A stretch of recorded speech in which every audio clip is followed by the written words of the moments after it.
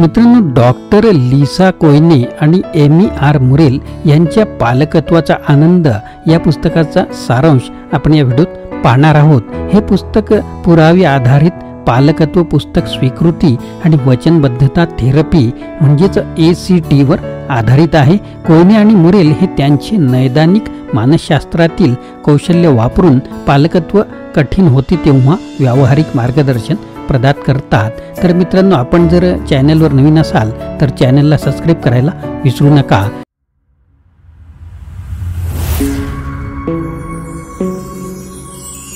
नमस्कार मित्रांनो, माझे नाव आनंद आहे आणि मराठी आनंद यूट्यूब चॅनलमध्ये आपणा सर्वांचे स्वागत आहे। ACT चे मूळ वर्तन विश्लेषणामध्ये आहे आणि त्यामागे संशोधनाचा मोठा भाग असतो। कोयने आणि मुरेल पालकत्वाची आव्हाने आणि ही आव्हाने कशी स्वीकारायची तर त्यांच्याशी संघर्ष करणे थांबवायचे आणि तुम्हाला आणि तुमच्या कुटुंबाला तुमच्या मूल्यांकडे प्रवृत्त करणाऱ्या मार्गाने पालक बनवतात। पालकत्वाचा आनंद आपल्या मुलाचे पालन कसे करावे यापेक्षा पालकत्वाचा अनुभव आणि पालक म्हणून आपल्यासमोर येणारी आव्हाने कशी नेव्हिगेट करावी याबद्दल अधिक आहे। कोणत्याही पालकांना माहीत असते की पालकत्वाच्या कामासोबतच गुंतागुंतीच्या भावना, विचार आणि भावना असतातच। तुम्हाला काही विशिष्ट परिस्थितींना सामोरे जाण्याच्या तुमच्या क्षमतेवर शंका येऊ शकते। तुम्ही पालकत्वाच्या तंत्रावर स्वतःचा किंवा इतरांचा न्याय करू शकता किंवा तुमच्या मुलाने नवीन विकासाच्या टप्प्यात प्रवेश केल्यावर तुम्हाला बदलण्यासाठी आणि त्यांच्याशी जुळून घेण्यासाठी संघर्ष हा करावाच लागतो।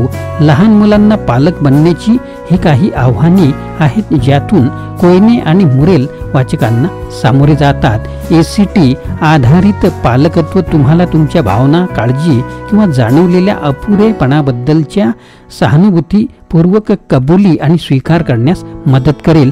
सर्वात आव्हानात्मक क्षणांमध्ये तुमच्या भावना आणि विचार बदलण्याचा प्रयत्न न करता ते लक्षात घेणे आणि ते जशीच्या तसे स्वीकारणे हे ध्येय आहे, जेणेकरून तुम्ही त्या क्षणी तुमच्या मुलाचे कौतुक करू शकाल आणि सर्वात महत्त्वाच्या गोष्टीसाठी उभे राहू शकाल ज्यासाठी सर्वात अर्थपूर्ण आहे तुमच्या लहान मुलांशी नाते।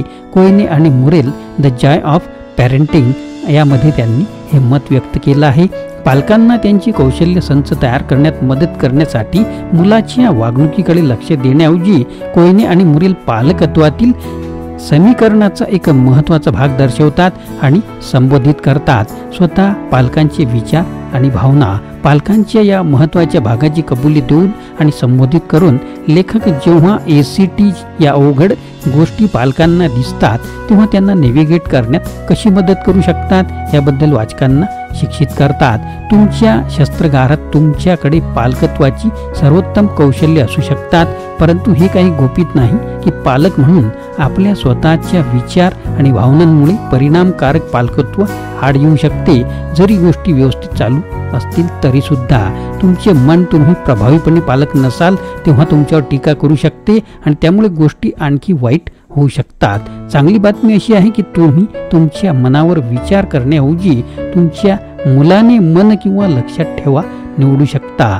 कोयने आणि मुरेल वाचकांना संपूर्ण पुस्तकातील अनुभवात्मक क्रियाकलापांमध्ये भाग घेण्यासाठी पालकत्व जनरल वापरण्यासाठी आमंत्रित करतात, जी ACTचा एक मोठा भाग आहे। या अनुभवात्मक क्रियाकलापांचा एक महत्त्वाचा भाग सजगतेवर आधारित आहे। हे कदाचित तुम्हाला परिचित असेल किंवा नसेलही, परंतु मी तुम्हाला खात्री देतो की जर ही गोष्ट तुमच्यासाठी अप्रिय वाटत असेल तर हा आध्यात्मिक अनुभव नाही। वर्तमान क्षणावर आपले लक्ष केंद्रित करण्याचे हे फक्त एक साधन आहे। अर्थात या उपक्रमामध्ये सहभागी होणे ऐच्छिक आहे, परंतु मित्रांनो हा पर्याय आहे असे मला वाटते। या पुस्तकाचे आणखी एक मोठे वैशिष्ट्य म्हणजे अध्याय सारांश। व्यस्त आणि थकलेल्या पालकांसाठी आपण पुस्तकात शिकलेल्या गोष्टींचा त्वरित आणि सोप्या पद्धतीने पुनरावृत्ती करण्याचा आणि संदर्भ देण्याचा हा एक चांगला मार्ग आहे। पालकांना विकासाचे काही टप्पे इतरांपेक्षा अधिक आव्हानात्मक वाटतील हे जाणून कोयने आणि मुरेल या आव्हानात्मक काळात पालकांना पाठिंबा देण्यासाठी 2, 4 आणि 5, 8 वयोगटातील यापैकी काही मैलाचा दगड क्षण संबोधित करतात। व्यक्तिशः 2 वर्षाच्या मुलाची तीव्र मते आणि त्यांची स्वायत्तता शोधून काढलेल्या निराशेची कबुली त्यांना ऐकून मला वैध वाटले।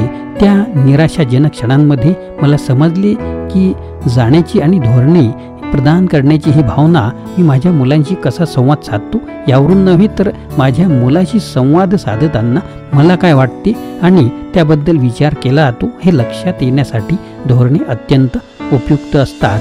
हा एक वर्तणुकीचा दृष्टिकोन आहे ज्याला अर्थ तुमच्या कृती आणि त्यांचे परिणाम हायलाईट करत असते, विशेषतः जे तुम्हाला तुमच्या आणि तुमच्या मुलासाठी त्याची खरोखर काळजी आहे त्या दिशेने जाण्यास मदत करतील. ACTचा एक महत्त्वाचा भाग म्हणजे तुमच्या मूल्यांची जाणीव असणे आणि त्यांच्या सेवेत जगणे. मला खरोखरच अनुभवात्मक क्रियाकलाप आवडतात जे ते पालकांना एखाद्याची मूल्ये ओळखण्याच्या किंवा स्पष्ट करण्याच्या प्रक्रियेतून चालवण्यासाठी वापरली जातात. यातून थांबून विचार करण्याचे व्यावहारिक मार्ग प्रदान करते. व्यस्त पालकांसाठी उपयुक्त आहे. विचार करण्यासाठी आणि प्रक्रिया करण्यासाठी वेळ आणि मानसिक जागा शोधणे पालक म्हणून किती कठीण याचा मी अनेकदा विचार करतो. कोहने आणि मुरेलच्या क्रियाकलापांचा वापर करणे यासह आश्चर्यकारकपणे उपयुक्त ठरू शकते, कारण ते मार्गदर्शिका आहे आणि खूप मुक्तसुद्धा.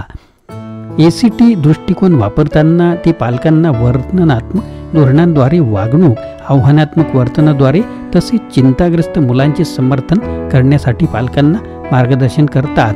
ते हे पुराव्यावर आधारित पालकत्व पुस्तक अशा प्रवेशयोगी रीतीने लिहितात ज्यासाठी पालकांना पदवी मिळवण्याची आवश्यकता अजिबात नाही, तर तुमच्या मुलाशी सकारात्मक नातेसंबंध कसे वाढवायचे आणि अवघड गोष्टींवर नेव्हिगेट कसे करायचे हे समजून घेण्यासाठी आवश्यक वर्तन आणि ACT या मूलभूत गोष्टी प्रदान करतात.